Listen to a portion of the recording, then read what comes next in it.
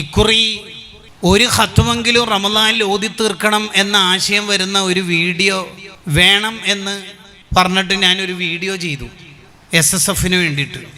Video ചെയ്ത് ഞാൻ നാട്ടിലെത്തിയപ്പോൾ ഒരാൾ എനിക്ക് വാട്സപ്പിൽ മെസ്സേജ് അയച്ചു, നിങ്ങളെ വീഡിയോ കണ്ടിട്ടുണ്ട്, ഒരു ഖത്മെങ്കിലും റമദാനിൽ ഓതി തീർക്കണം എന്ന സന്ദേശമുള്ളത്. ഇമാം ഷാഫി റളിയല്ലാഹു അൻഹു റമദാനിൽ 60 ഖത്ം ഓതി തീർക്കാറുണ്ട് എന്ന് പറഞ്ഞിട്ടാണല്ലോ അങ്ങനെ പറഞ്ഞേക്കണത്.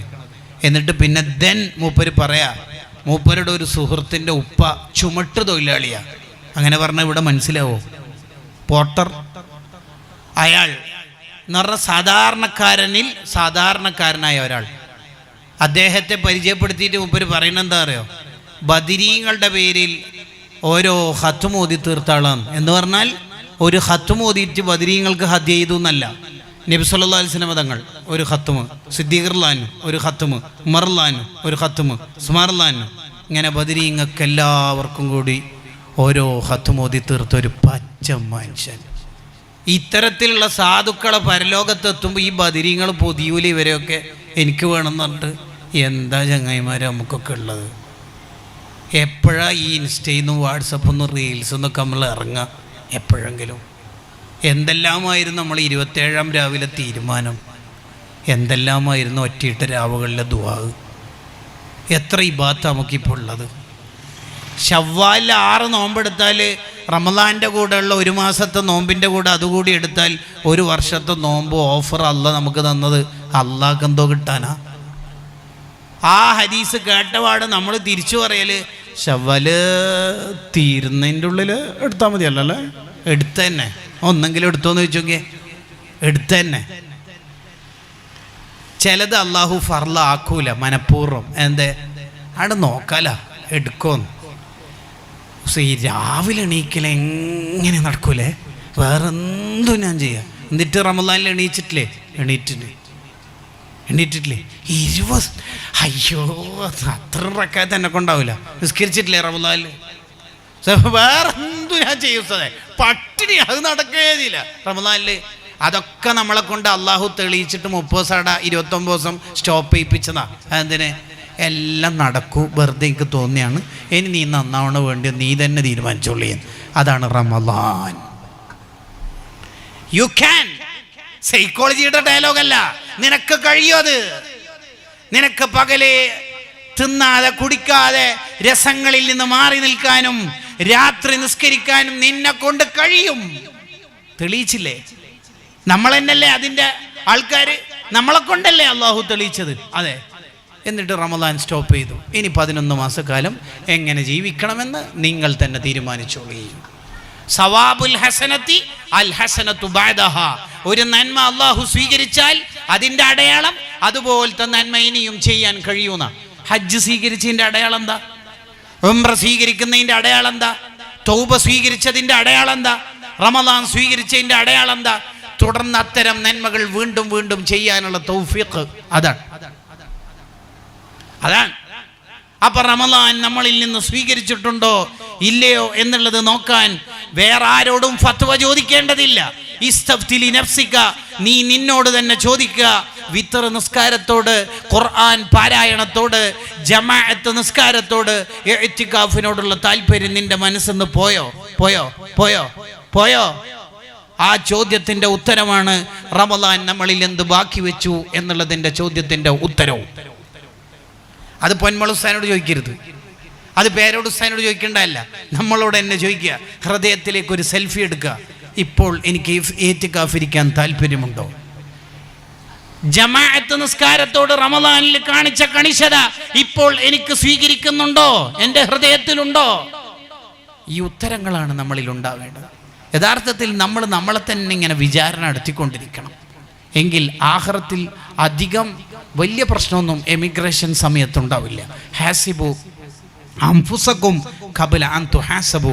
നിങ്ങൾക്ക് ഒറിജിനൽ വിചാരണ വരുന്നതിന് മുമ്പ് നിങ്ങൾ നിങ്ങളെ തന്നെ വിചാരണ നടത്തൂ. എങ്കിൽ ബോർഡിംഗ് പാസ് പെട്ടെന്ന് കിട്ടും. എമിഗ്രേഷൻ്റെ അടുത്ത് നിനക്ക് വലിയ പ്രശ്നമൊന്നും ഉണ്ടാവില്ല. അതാണ് കാര്യം. അപ്പോൾ അള്ളാഹുവിൻ്റെ തൃപ്തി കിട്ടാൻ നമ്മളെ കയ്യിൽ ഇബാദത്തുകൾ ഉണ്ടാവണം. നമ്മളെ ഉമ്മാമ്മമാരെയൊക്കെ നിങ്ങൾ കണ്ടിനോ?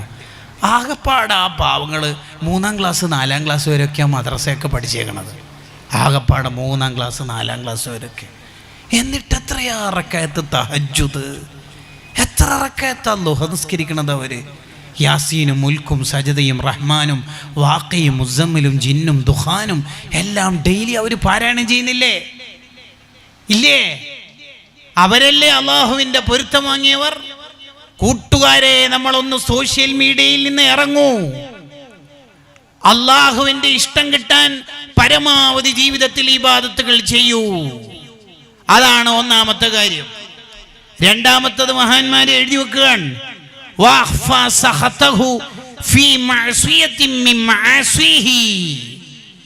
ഏത് തെറ്റ് ചെയ്താലാണ് അള്ളാഹു അവനോട് ദേഷ്യപ്പെടുക, അവനോട് കോപിക്കുക എന്നത് അള്ളാഹു മറച്ചു വെച്ചു, ഹൈഡ് ചെയ്തു വെച്ചു.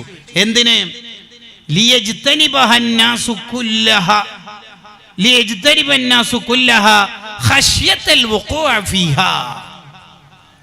എല്ലാ തെറ്റൊന്നും അറിയിക്കാൻ.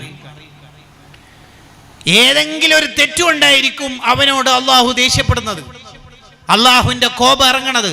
അതേതാ ദേഷ്യം എന്ന് നമുക്കറിയില്ല, ഏതാ തെറ്റെന്ന് നമുക്കറിയില്ല. അതുകൊണ്ട് മോനെ, എല്ലാ തെറ്റുകുറ്റങ്ങളിൽ നിന്നും മാറി നിൽക്കണം. അതാണ് രണ്ടാമത്തെ കാര്യം.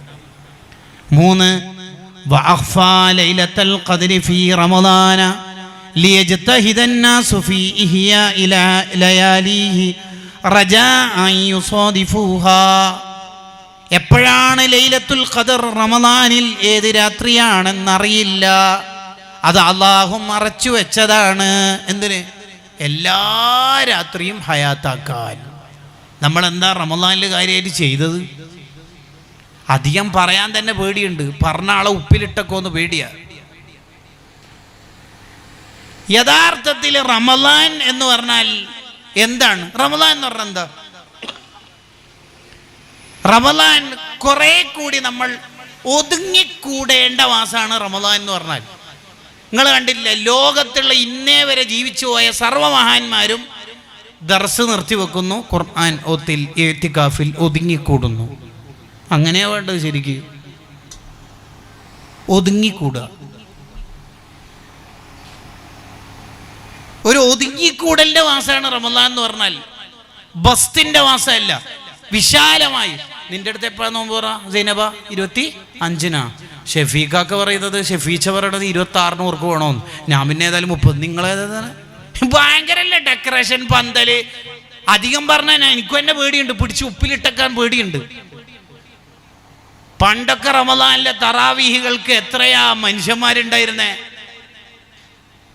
ഇപ്പൊ പിള്ളേർ 2 റക്അത്ത് 18 റിലേറ്റം പോലെയാണ്. 2 റക്അത്തിന് വരുന്നു പോകുന്നു, 16-ന് വരുന്നു പോകുന്നു ഇങ്ങനെ.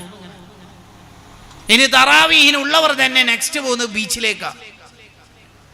എന്താ മോനെ റമളാൻ നമ്മൾ കരുതി വെച്ചേക്കുന്നത്? അല്ലെങ്കിൽ നമ്മളെ അള്ള എന്തെങ്കിലും ചെയ്തിനോ? ഇതെന്തിങ്ങനെ ഇങ്ങനെ നമ്മളെ നന്നാക്കാനല്ലേ റമളാൻ അള്ളാഹു നമുക്ക് തന്നത്? എന്നിട്ട് എത്ര രാത്രിയാ നമ്മൾ ഹയാത്താക്കിയത്? നാലാമത്തത് വഖഫ ഇസ്മഹുൽ അഅലം ഫീ ജമീഇ അസ്മാഇഹി ലിയജ്തഹിദ അന്നാസു ഫി ദുആഇ ബിജമീഇഹാ റജാഅൻ യുസാദിഫൂഹു. ആ പേര് വിളിച്ചാൽ എന്നിട്ട് ദുആ ചെയ്താൽ ഉത്തരം ഉറപ്പ് കിട്ടുന്ന ഒരു പേരുണ്ട് അള്ളാഹുവിൻ്റെ, ഇസ്മുൽ അഅലം. 99 പേരുകളിൽ ഏത് പേരാണ് അങ്ങനെ വിശിഷ്ടമായ പേര് എന്നുള്ളത് അള്ളാഹു ഹൈഡ് ചെയ്ത് വെച്ചു. എന്തിന്? 99 പേരും വിളിച്ചിട്ട് എൻ്റെ അടിമകൾ എന്നോട് ദുആ ചെയ്യട്ടെ എന്ന സ്നേഹം കൊണ്ട്. അതാ. ഏതാണ് ഇസ്മുൽ അഅലം? അള്ളാഹ് എന്നുള്ളതാണോ? ഉറപ്പില്ല. യാ ലത്തീഫ് എന്നുള്ളതാണോ? അറിയില്ല. യാ ദൽ ജലാലി വൽ ഇക്റാം എന്നുള്ളതാണോ? ചില പണ്ഡിതന്മാർ അങ്ങനെ പറയുന്നു. നമുക്കാർക്കും ഉറപ്പില്ല. എന്തിനാണ് അള്ളാഹു അങ്ങനെ വെച്ചത്? എല്ലാ പേരുകളും വിളിച്ചിട്ട് ഒരു മനുഷ്യൻ അള്ളാഹുവിലേക്ക് അടുക്കാൻ. ഇതിനെക്കുറിച്ച് ഒരു 2 മിനിറ്റ് പറയണമെന്ന് എനിക്ക് തോന്നുന്നു. പ്രിയപ്പെട്ട മോമിനീങ്ങളെ, നമ്മളെല്ലാ പ്രശ്നത്തിൻ്റെയും പരിഹാരമാണ് അള്ളാഹുവിൻ്റെ പേര് വിളിച്ചിട്ട് ദുആ ചെയ്യുക എന്നുള്ളത്.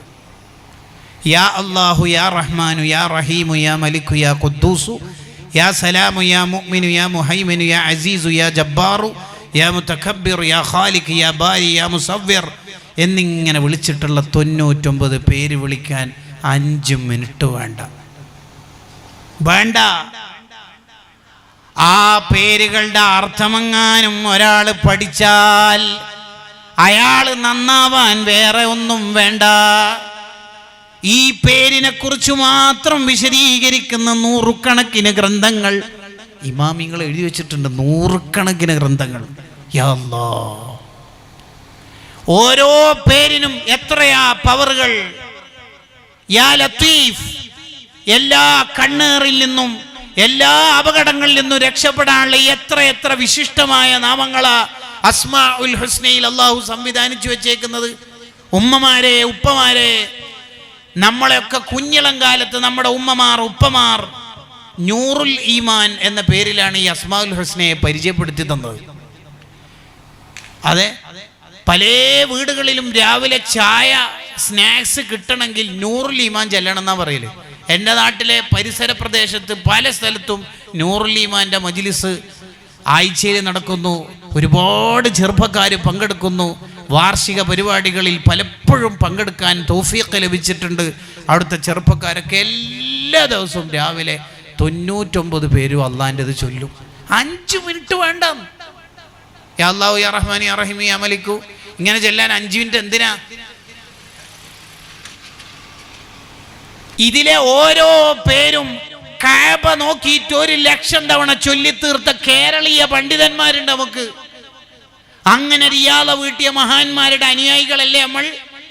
അപ്പൊ എല്ലാ ദിവസവും രാവിലെ ഉമ്മമാരെ, ചെറുപ്പക്കാരെ, പ്രിയപ്പെട്ട മോമിനീങ്ങളെ, നമ്മളെ ഉമ്മാമ്മമാരും ഉപ്പാപ്പമാരൊക്കെ അത് ചൊല്ലുന്നുള്ളത് കാര്യം ഉറപ്പാണ്. അവരോടല്ല, പുതിയ എൻ്റെ പ്രായത്തിലുള്ള കൂട്ടുകാരോട്, കൊച്ചനുജന്മാരോട് പറയട്ടെ, എല്ലാ ദിവസവും രാവിലെ ഈ 99 പേരും ഒരു 3-4 മിനിറ്റ് മതി. കുറച്ച് ദിവസം ചെല്ലുമ്പോൾ നമുക്ക് തന്നെ ഫ്ലുവൻ്റ് ആയിട്ട് സ്മൂത്തായിട്ട് അങ്ങോട്ട് വരും. അതിലോരോ പേരിനും എന്തൊരു ബർക്കത്താന്നറിയാം, എന്തൊരു പവറാന്നറിയാം.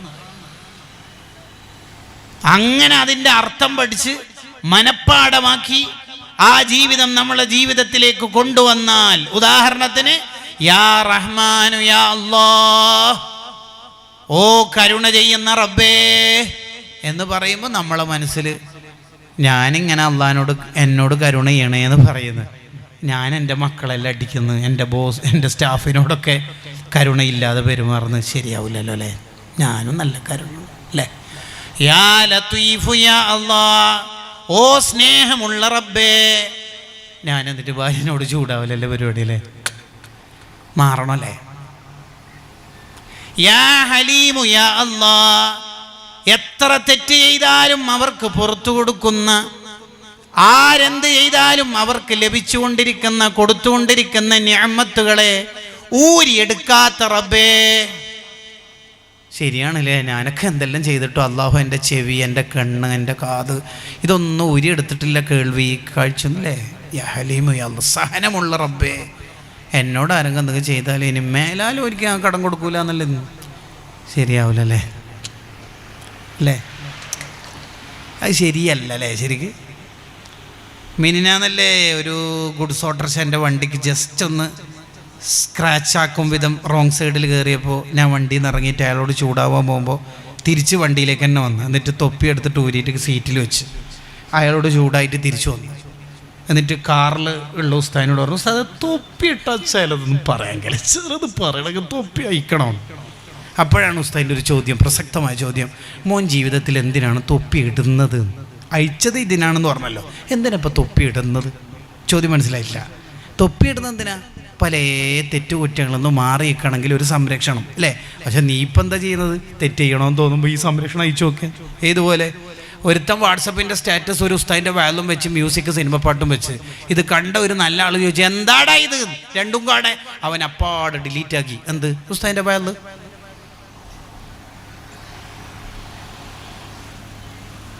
ചൂട് കുറച്ച് ചൂടാക്കി.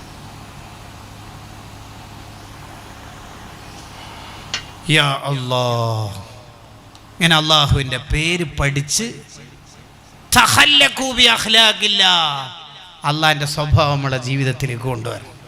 അല്ല കരുണയുള്ള റബ്ബാണ്, സ്നേഹമുള്ള റബ്ബാണ്, ഇഷ്ടമുള്ള റബ്ബാണ്, സഹനമുള്ള റബ്ബാണ്, പുറത്തു കൊടുക്കുന്ന റബ്ബാണ്. അപ്പോൾ നമ്മൾക്ക് ആ സ്വഭാവമൊക്കെ ഉണ്ടാവണം. എൻ്റെ പ്രഭാഷണം അവസാനിപ്പിക്കുകയാണ്. وأخفى أولياءه في جملة خلقه حتى لا يحتكروا أحدا منهم. അഞ്ചാമത്തത് وأخفى أولياءه في جملة خلقه. അള്ളാഹുവിൻ്റെ ഔലിയാക്കൾ ആരാണ് എന്നുള്ളത് അള്ളാഹു മറച്ചു വച്ചിരിക്കുകയാണ്. ഈ കൂട്ടത്തിൽ അള്ളാഹുവിൻ്റെ ഔലിയാക്കളുണ്ടോ? നമ്മൾ റെയിൽവേ സ്റ്റേഷനുകളിൽ, ബസ് സ്റ്റാൻഡിൽ, ബസ്സുകളിൽ, ട്രെയിനുകളിൽ, ഫ്ലൈറ്റുകളിൽ, പള്ളികളിൽ കാണുന്നവരിൽ ഔലിയാക്കളുണ്ടോ എന്ന് നമുക്കറിയില്ല. എന്തിനാണ് അള്ളാഹു അത് മറച്ചു വെച്ചത്? ഹത്താ ലാ യഹ്തഖിറു അഹദം മിൻഹും. അള്ളാന്റെ സൃഷ്ടിജാലങ്ങളിൽ ആരെയും നീ കളിയാക്കണ്ട, പരിഹസിക്കണ്ട, നിസ്സാരപ്പെടുത്തണ്ട മോനെ. ഒരു പക്ഷേ നീ ആരെയാണോ പരിഹസിക്കുന്നത് അവരല്ലാഹുവിൻ്റെ ഔലിയാക്കളായേക്കാം. അതിനാണ് അള്ളാഹു അത് മറച്ചു വെച്ചേക്കുന്നത്.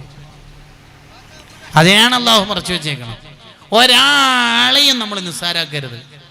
ഒരുപക്ഷെ നമ്മളെ ഭാര്യ അള്ളാൻ്റെ അടുത്ത് വലിയ ദർജയുള്ള ആളായിരിക്കും.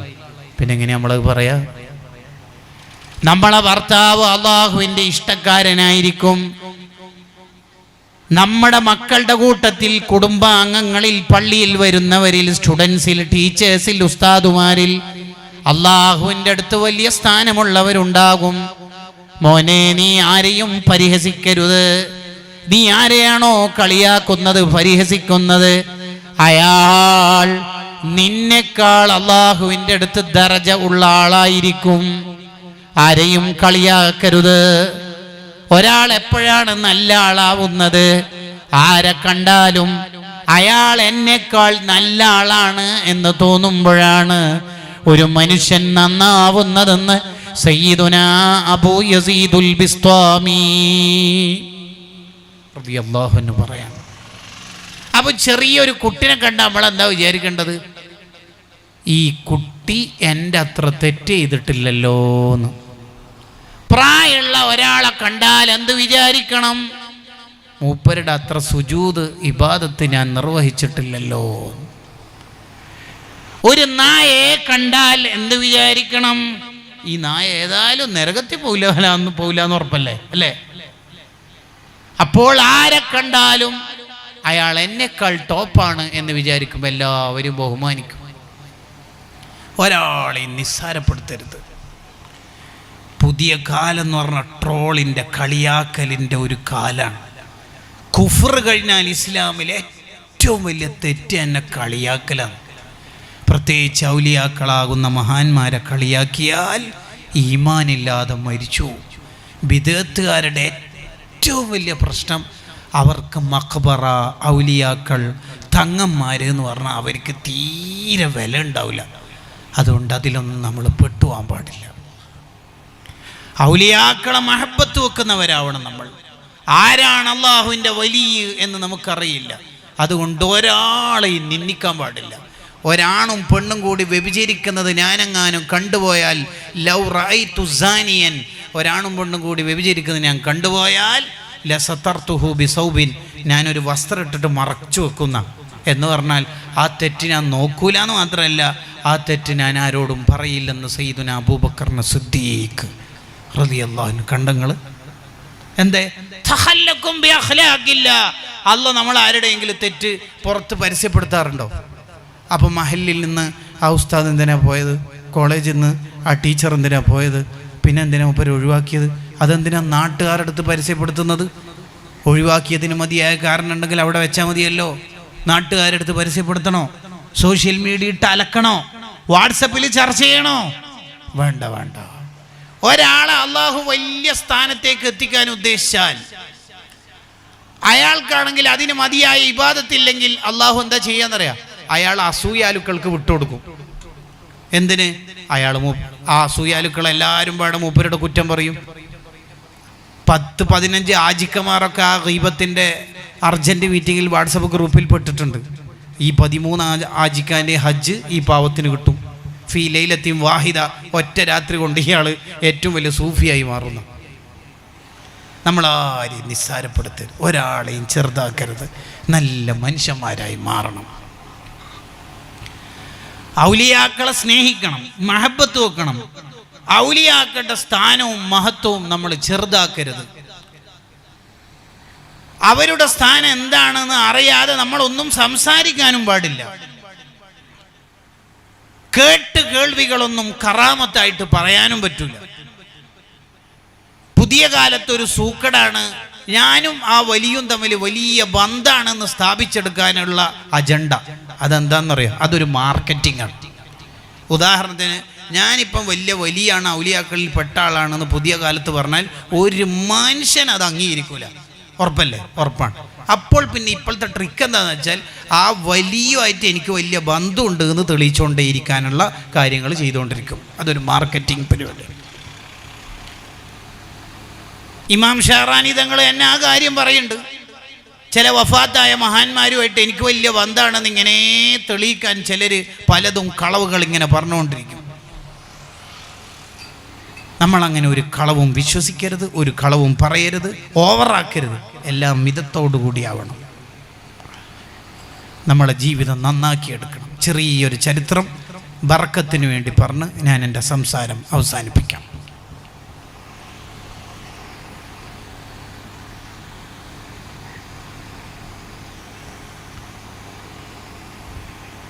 ഒരു മഹാൻ അവരുടെ ഈന്തപ്പനത്തോട്ടത്തിലെ ഒരു ഈന്തപ്പന മരം മുറിക്കാനിരിക്കുമ്പോൾ, വെട്ടാനിരിക്കുമ്പോൾ പരിസരത്തുള്ള ആൾക്കാർ ചോദിച്ചു, എന്തിനാ ഇത് വെട്ടണത്?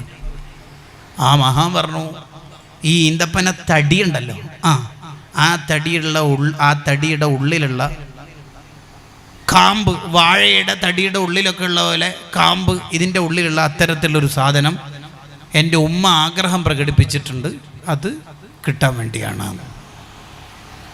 അപ്പോൾ പരിസരവാസികൾ പറഞ്ഞു, അത് മാർക്കറ്റിൽ നിന്ന് 2 ദിർഹമിന് കിട്ടൂലേ? ഇനി മാർക്കറ്റിൽ പോകാൻ നിങ്ങൾക്ക് വടിയുണ്ടെങ്കിൽ നമ്മൾ വാങ്ങിത്തരാം. ഇനി അതൊന്നും പറ്റൂലെങ്കിൽ വേണ്ട, നിങ്ങൾക്ക് വിശാലമായ ഈന്തപ്പനത്തോട്ടമില്ലേ? ഇല്ലേ? ഉണ്ട്. അതിൽ നിന്ന് ഏതെങ്കിലും ഒന്ന് മുറിച്ചെടുത്ത് വെട്ടിയിട്ട് ആ ഈന്തപ്പന മരം വെട്ടിയിട്ട് അത് എടുത്താൽ പോരെ? ഇതെന്നെ എടുക്കണം എന്ന് പറയാനുള്ള കാരണം എന്താ ഇത്ര വാശി?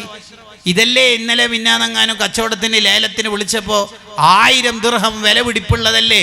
നിങ്ങളെ തോട്ടത്തിലെ ഏറ്റവും മുന്തിയ ഈത്തപ്പഴം കിട്ടുന്ന മരമല്ലേ ഇത്? ഈത്തപ്പഴം പൂത്തുലി എന്ന മരമല്ലേ ഇത്? ഇതിൽ നിന്ന് എന്നെ എടുക്കണം, നിങ്ങൾക്ക് എന്താ നിർബന്ധം? അങ്ങാടിയിൽ നിന്ന് 2 ദിർഹമിന് കിട്ടുന്നു, വേണ്ട, ഈ തോട്ടത്തിൽ തന്നെ ഉള്ള മരം വെട്ടിയാൽ നിങ്ങൾക്ക് യഥേഷ്ടം കിട്ടുമല്ലോ, ഉമ്മാക്ക് അത് കൊടുക്കാമല്ലോ. അതിന് ഈ മഹാൻ്റെ ഉത്തരം എന്താണെന്നറിയാം? ഉമ്മ ഇന്നലെ ഇതിൻ്റെ പരിസരത്തൂടെ പോകുമ്പോൾ ഇത് കണ്ടപ്പോൾ നല്ല കാമ്പുണ്ടാവുമല്ലോ മോനെ ഇതിൽ എന്ന് പറഞ്ഞിരുന്നു. ഇനി വേറെ വർത്താനില്ല.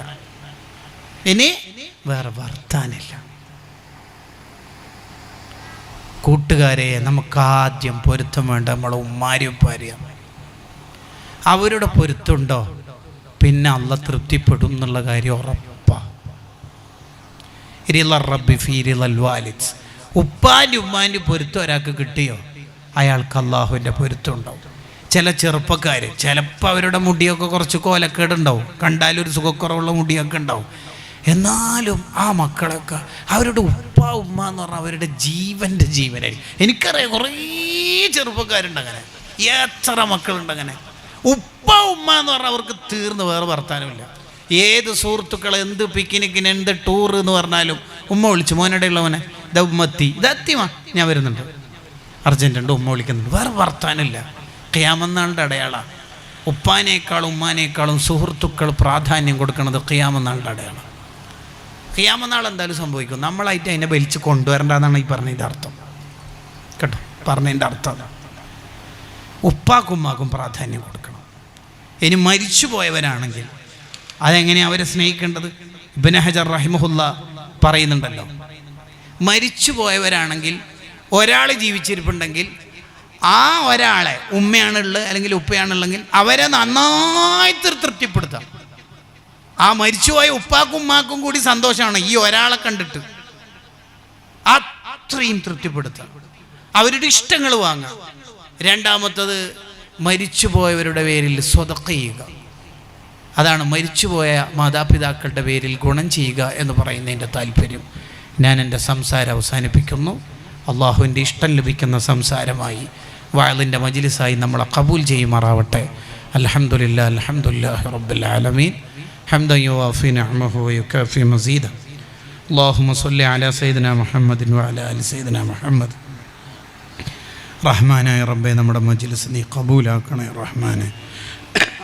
നമ്മുടെ ജീവിതത്തിൽ വന്നുപോയ സർവ്വ തെറ്റുകുറ്റങ്ങളും പുറത്തു തരണേ അല്ലാഹ്.